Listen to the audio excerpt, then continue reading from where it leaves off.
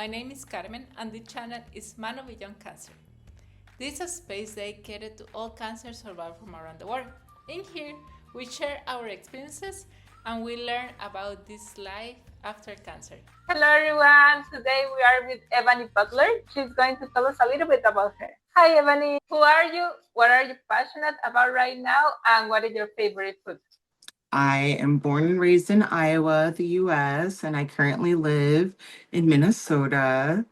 I am a breast cancer survivor, warrior, conqueror. I was so delighted to meet Carmen in Kenya as we were on a fellowship together. Background is in like pharmaceutical, like my degrees in physiology, biology. Right before I got cancer, I went back to school for mortuary science and just everything changed. My favorite food are sandwiches. I'm very passionate about right now is peace and I feel like every day we have the chance, you know, to make someone's day better. You have to be patient on this journey. There is no end date. Uh and that's just life, I guess, in a way. There's always a new challenge. And how was to have cancer in the US? It was difficult, as I'm sure people in other countries may not think it is, but it is because there are major disparities in care. I don't think there's as much of stigma as like when we went to Kenya and everything. I feel like everyone's like, everyone gets cancer here. Everyone has a story, you know, and although I worked in like a pharmacy for very long, I just didn't quite understand what cancer was. I see cancer in the US as kind of like a business. Do you have insurance or not? You know, and again, like I said, disparities, like what is your ethnicity and your background? Because the morbidity and mortality is so different between like black and white. And I think that's like a global thing, really, because access to care, and we really do have great access. I can't complain like that, but so thankful that the US is, especially Minnesota, has a great healthcare system, but it's like the long-term effects that I think people need to talk about more. And that that's the testament, I think, of getting through cancer. Did you have any side effects that actually you liked about the treatment or about having cancer? I did, Carmen. I'm glad that it allowed me, like, I don't think I was rushing through life, but it allowed me to slow down and appreciate just being in the moment more, stopping to smell the flowers, looking at the bumblebees, um, being more involved with my family. That's something I actually think it made me a better person in a way. And I feel like that's so strange to say, but having it made me more compassionate about other people with invisible disabilities because not necessarily everyone knew what I was going through.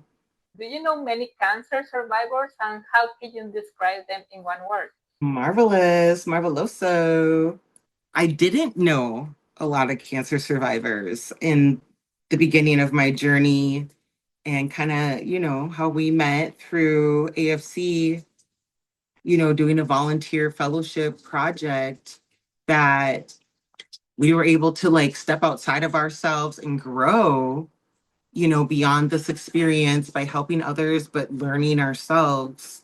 What is the stupidest thing or dumbest thing someone have ever told you about having cancer? When I was diagnosed and was going through active treatment, lost my hair, everything, and people thought I was a Wakanda warrior. The movie Black Panther had come out from Marvel or whatever, but it was hilarious to me. People really thought like you shaved your head in honor of Black Panther, and I would just kind of go with it because I'm not gonna be like, oh, I have cancer and all the things. But it was just kind of funny because that time allowed me kind of to slip through. But then there was a time I went out and I had my port, like my scars here. But a woman came up to me and she was like, I hope you make it through and everything. But she just knew what it was. And so there's like this invisible community too. Like depending on if you have like a implantable device or something that someone can see, like a port to do the chemo and stuff, that kind of blew me away.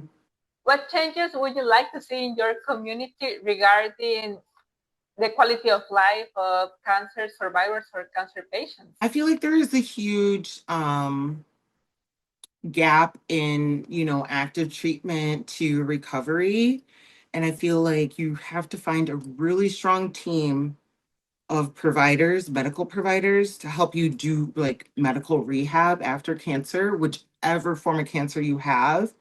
And I think even if you're a caregiver, maybe like you need like therapy. Like it's so traumatic. It's so traumatic. And I just wish in America there was some more supportive services. So I just it was more accepted. Like I feel like a lot of people, at least in America, are like, you have cancer and move along. Like, and I thought that. I thought, oh, I'll do my treatment, surgeries, radiation, and I'm gonna run into the flowers. It doesn't go like that, you know?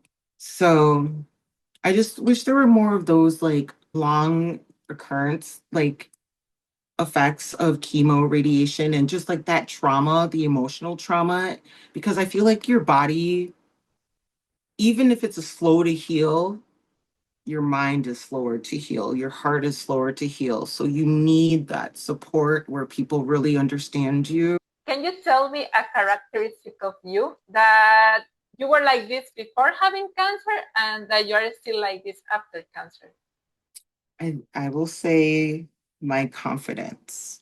It's something that has carried me through life. I mentioned disparities, medical disparities, just, living my life as a Black woman, doing my thing. And, medical discrimination is real, no matter if you're Black or Hispanic or, like those are things you have to advocate for yourself. And so I think my confidence helped me address, the advocacy part of like getting the best care, especially at this time in the world where people are trying to make it uncomfortable for people to feel like I can go wherever I want. I've always have felt that way. Oh, thank you, Ebony, for this interview. It was amazing. Absolutely, Carmen. It was such a pleasure to have like such a great discussion. You have great questions. I love your book, and let's do this again sometime. Do you like this video? Well, give us a thumbs up and share it with others. And thank you for watching all the video. Thank you. Bye bye.